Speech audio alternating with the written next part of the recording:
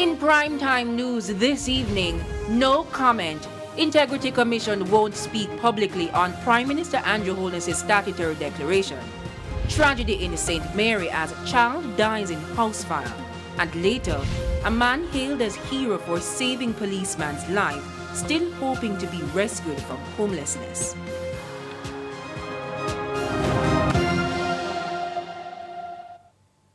Good evening and welcome to Primetime News, on air and online at onespotmedia.com. I'm Herman Green. And I'm Janella Precious. With a preview of what's to come in business news, here's Andrea Chisholm. Janella, we have a bit of good news today. Inflation for the 12-month period ending September has decreased, moving to below 10%. And I'll give you the details in the business day. All right, thanks, Andrea. From Andrea to Renardo. He's here to tell us what's coming in sports. Renardo?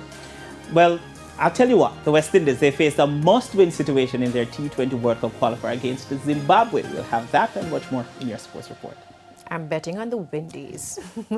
But before the break, our feedback question. This evening, our question is, we'll get that on screen in a second. Here you go.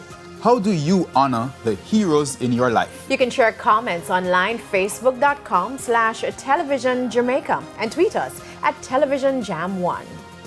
Please stay with us. Primetime News returns after this break.